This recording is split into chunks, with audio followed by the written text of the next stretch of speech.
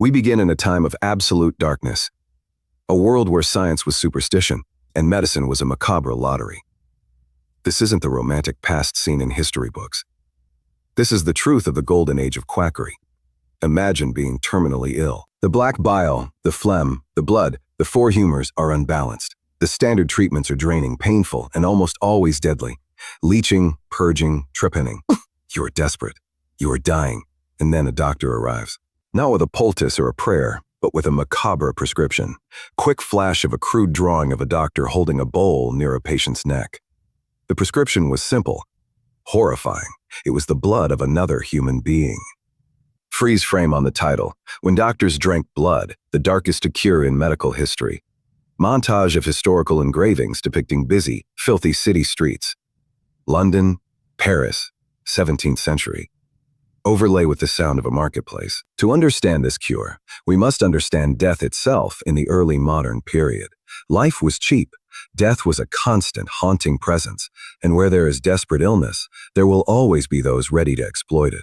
This wasn't a transfusion. That technology was centuries away. This was ingestion. This was the doctor literally consuming the vital essence of another, living or recently dead, to treat their patient. The belief, dating back to ancient Rome, was that vitality could be transferred. The strength of the young could mend the decay of the old. But where do you acquire this sacred, sickening medicine? You get it from the only place it's available in abundance: the executioner's block. A chilling high-angle shot of a public execution scene, focusing not on the victim but on the crowd. Eager, desperate faces. Focus shifts to a small group of wealthy, hooded figures standing near the gallows. They hold small cups. In 17th century Europe, especially in Germany and England, the air after a public execution wasn't just filled with the silence of dread. It was filled with the sounds of hustle and bustle. As soon as the executioner's axe fell, or the rope tightened, a terrifying rush began. Rich, poor nobles and commoners would surge forward, holding out cups and bowls. They weren't after a souvenir. They were after the warm, pulsing blood of the freshly killed. It was believed that the most potent cure came from those who died suddenly and violently. The logic was twisted. Their life force hadn't faded. It had simply been released in a catastrophic rush. This was the ultimate, barbaric cure for everything from epilepsy to consumption. And leading this horrific practice, not always in the crowd, but certainly demanding its product, were the doctors of the age. They didn't just recommend the cure. They created a market for it. And the darkness of this practice was only beginning to reveal itself. The desperation for fresh blood at the gallows was only the tip of the medical horror. For centuries, the medical community didn't just advocate for a sip of vitality. They endorsed an entire pharmacy of the dead. This was the era of corpse medicine, where the human body wasn't just a subject of study, but a source of ingredients. A graphic, historical text page showing a recipe for a medical compound. Highlight words like mumia, skull, or human fat. The belief was profound and pervasive. A dead body, when properly prepared, held curative powers. The medical elite believed they could harness the very essence of life contained within the tissues of the deceased. The result was a macabre demand for human remains that went far beyond fresh blood. The physician's cabinet became a grim collection of human parts. Powdered human skull for head ailments, human fat applied to the skin, and most famous of all, mumia. A dusty, ancient-looking jar is opened. Inside, a dark, powdery substance is revealed under harsh lighting. The most fashionable, most expensive, and most ironically useless cure was mummy. Not the ancient, dried-out corpses found in Egyptian tombs, though those were certainly ground up and ingested. But often it was simply the flesh of any available corpse, dried and ground into a dark powder. Animation or historical illustration showing a wealthy European patient reluctantly sipping a dark, soupy liquid. Known as mumia, this powder was considered a panacea, a cure. Wealthy patients, convinced by their highly educated doctors, paid exorbitant prices to swallow this grisly dust, often mixed into wine or water. They believed it could heal bruises, stop internal bleeding, and, critically, restore life. The irony: much of the mummy sold across Europe was a fraud. As the demand soared, criminals and unscrupulous apothecaries found a booming, horrific business. They substituted ancient mummies with fresh corpses, sometimes those of paupers or even victims of disease, dried in ovens, and then ground into the required powder. This cannibalistic medicine created a dark, industrialized supply chain of death. From the executioner's block to the battlefield and even the hospital morgues, the dead were no longer simply buried. They were harvested. Graves were looted. Bodies of the recently deceased were stolen before burial. It was a secret, booming market fueled by the medical establishment and the desperate belief that consuming another human's flesh could save your own. And these doctors, the educated, supposedly enlightened men of the age, were the ones writing the prescriptions. No, they weren't quacks on the fringe. They were the accepted medical authority. They saw blood as a vibrant medicine and the corpse as a full toolkit of healing compounds. But the practice of ingesting human blood and flesh carried a terrifying unseen consequence, one that stretched the limits of ethics, sanity, and the very health of the patients they swore to save. A darkness that lurked not in the shadows of the graveyard, but in the confines of the insane asylum. The doctors who drank blood and prescribed mummy dust were fundamentally motivated by the ancient, stubborn theory of the four humors: blood, phlegm, yellow bile, and black bile. When a patient was afflicted with melancholy, the historical term for severe depression or madness, the medical consensus pointed to a single deadly imbalance, an excess of black bile. The resulting insanity, they believed, was a poisoning of the soul, a stagnation of the vital force. To cure it, you needed the ultimate shock treatment, the ultimate vital transfusion. And what was more vital, more potent than the blood and spirit of a healthy, vigorous human? This is where the dark cure met the darkest place, the asylum. This wasn't a fringe theory practiced only in the back alleys of Europe. It was court-sanctioned medicine. Consider King Charles II of England. A powerful monarch, but in his final, terrifying days in 1685, he suffered a series of violent fits, now believed to be a stroke or uremic poisoning. His doctors were the elite of the age, and their final prescription was a desperate measure, a substance known as the King's Drops. Its primary, defining ingredient, powdered human skull. The King's Drops, or spirit of human skull, was touted as the miracle cure for epilepsy and convulsions. Its proponents, like the famous physician Thomas Willis, argued that the skull held the deepest concentration of vital spirits. Charles II consumed this grisly medicine. He died just days later, convulsing, possibly hastened by the crude treatments. The failure was obvious, public, and royal. But even this horrific spectacle could not immediately stop the trade, because the next evolution of the cure was the most personal and perhaps the most psychopathic of all. The doctor's ultimate aspiration wasn't just to prescribe the dust of the dead. It was to administer the most immediate, unadulterated form of the cure, the fresh, warm blood of the living. While most blood was still sourced from the gallows, some physicians, particularly those treating the wealthy elite suffering from wasting diseases or consumption, devised a method of controlled vampirism. They would hire young, impoverished people, often referred to as donors, and pay them a pittance. The process was clinical, yet barbaric. A small incision was made in the patient. The ailing rich man or woman would be told to drink directly from the arm or vein of the young subject. A direct transfer of life. A cure powered by class and absolute desperation. This was the apex of medicinal cannibalism. Not a powdered corpse or a superstitious ritual, but a cold, hard medical procedure. A procedure that blurred the line between healing and horror. But as we move into the 18th century, a new breed of scientific mind would begin to ask the terrifying, obvious question. Who were these donors, and what did these doctors truly believe they were consuming? As Europe moved into the 18th century, the era of enlightenment, a new class of physicians began to emerge. These were men who championed observation, reason, and empirical evidence over the ancient superstitious dogma of Galen and the four humors. They looked at the practice of medicinal cannibalism, of powdered skull and blood drinking, and saw not a cure, but barbarism disguised as medicine. The first real cracks in this dark system came from figures who were simply disgusted. The 16th century French surgeon Ambroise Paré had long scoffed at the expensive, foul-tasting mummy air, claiming it brought no benefit. But in the 18th century, the critics had a new weapon: logic. Logic. The argument was simple.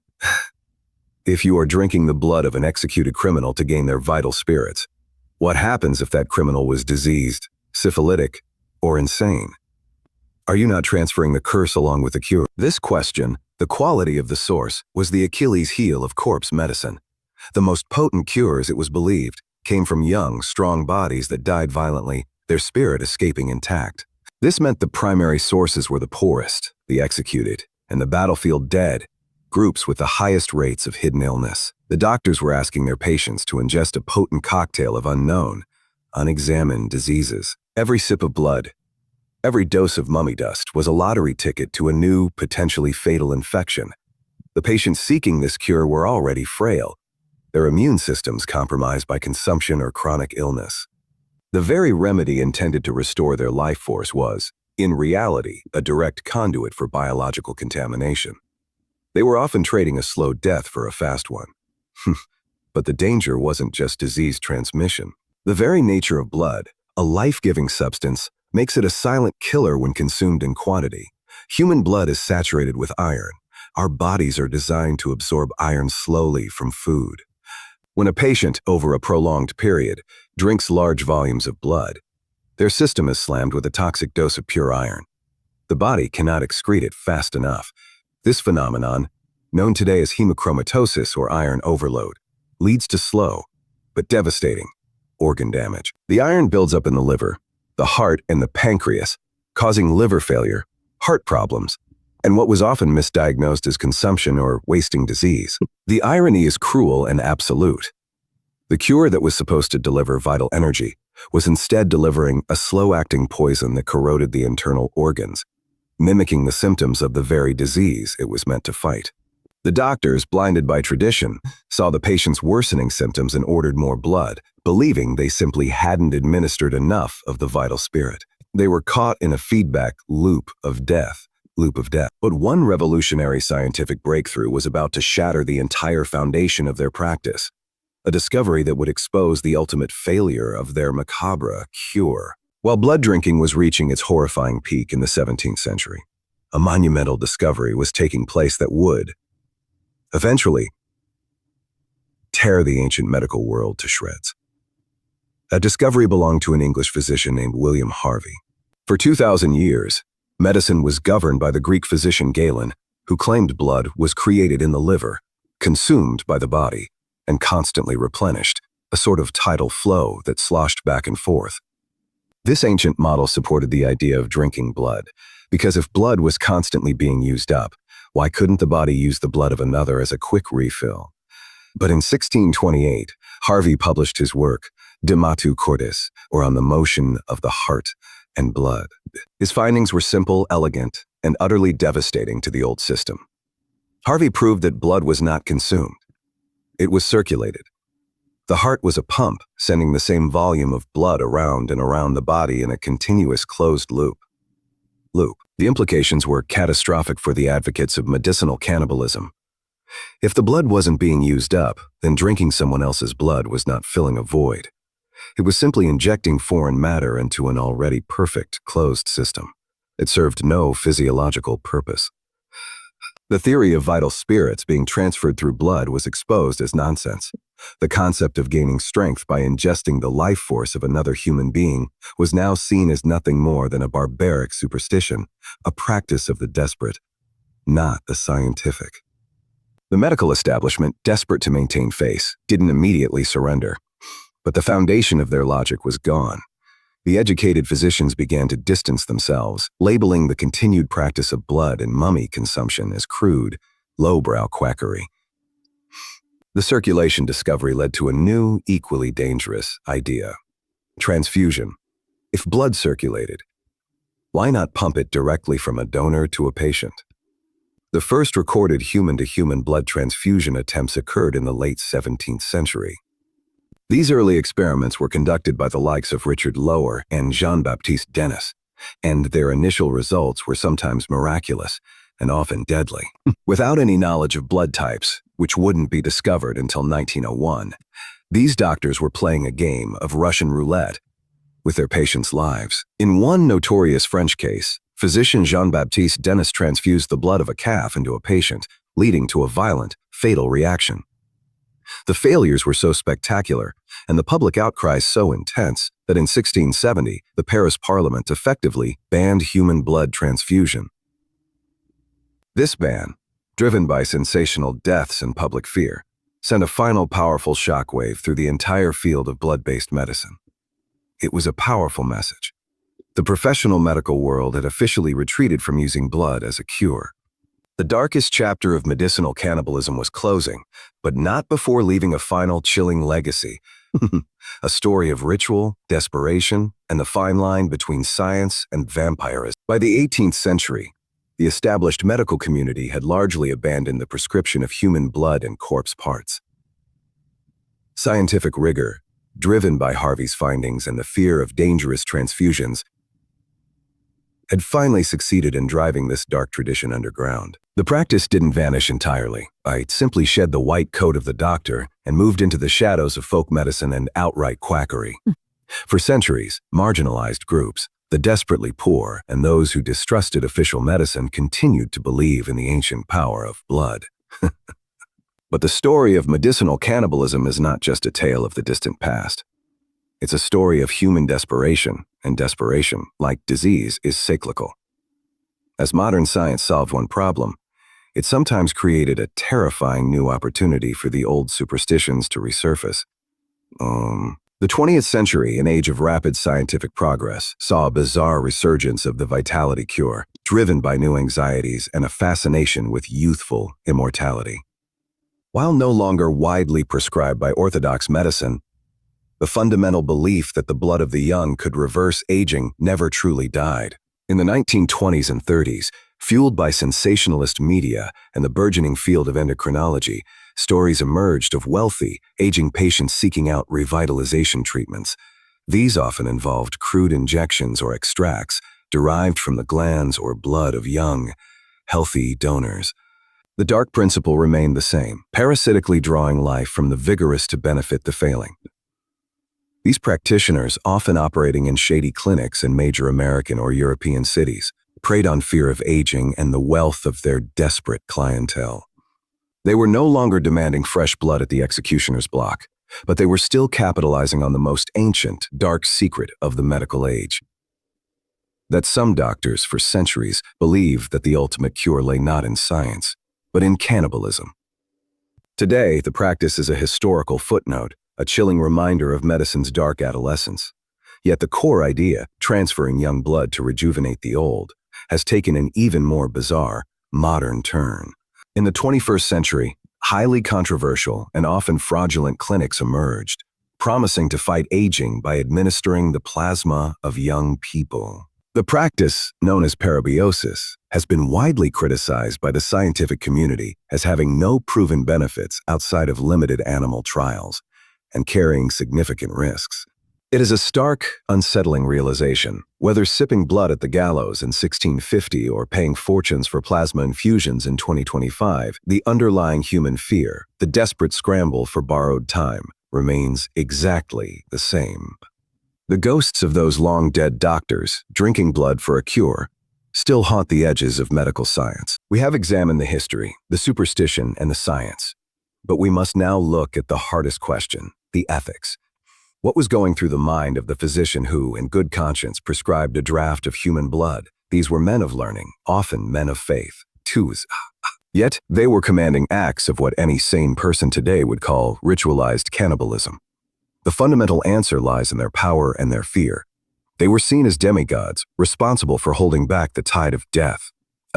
When all conventional remedies failed, when their patients, often wealthy, powerful patrons were dying, the pressure was immense. They embraced the most potent, most terrifying cure because the alternative was failure.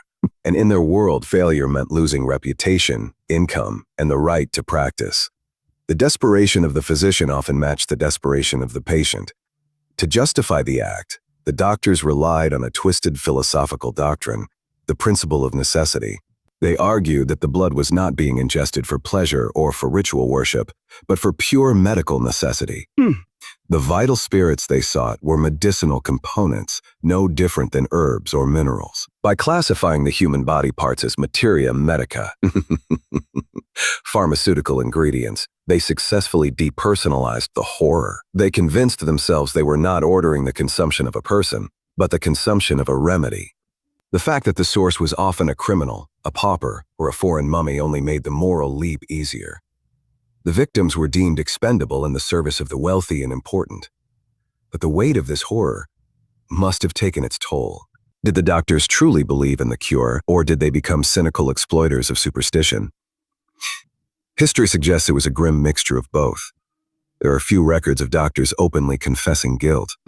But the sudden, almost complete abandonment of the practice in the face of scientific critique, once the concept of circulation was proven, suggests that for many, the cure was always intellectually fragile. Once the scientific excuse was removed, they quickly retreated, leaving the horrific legacy behind. This retreat, however, still left a trail of victims.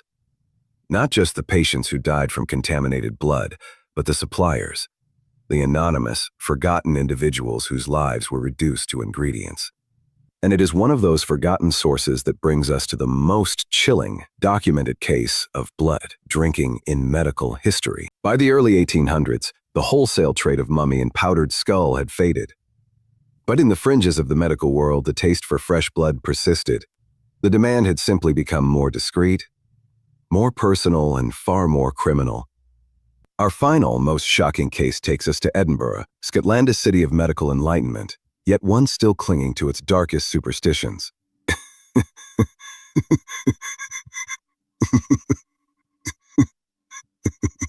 The central figure is Dr. McFarlane, a respectable yet increasingly desperate physician. His patient was a wealthy, elderly gentleman suffering from a severe case of consumption, or tuberculosis, a slow, agonizing disease. McFarlane had exhausted all conventional remedies. But McFarlane remembered the ancient texts. He remembered the gallows cure. And he decided on a course of action that would shatter his career and haunt history. McFarlane needed a source. He needed a young, strong donor willing to sell their vitality for money. He found his target, a young, impoverished man named William. William was promised a small, crucial sum for his cooperation in a minor therapeutic bleeding.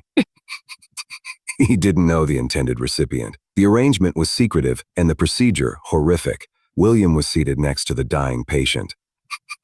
Dr. McFarlane made a small, neat incision in William's arm. But instead of simply collecting the blood for preparation, the doctor employed the most archaic, direct method. The sick patient was instructed, or perhaps forced, to lean forward and drink the blood directly as it flowed from the arm of the terrified young man. The practice was repeated multiple times. McFarlane truly believed he was transferring life. But the patient, already consumed by disease, showed no improvement. In fact, the desperate man's health rapidly declined further, likely exacerbated by the shock and contamination. The scandal finally erupted when William, the young donor, became terrified and eventually fled, telling his story to the authorities. Dr. McFarlane was brought up on charges. The details of the trial were sensational, confirming the public's worst fears about the secret depravities of the medical profession.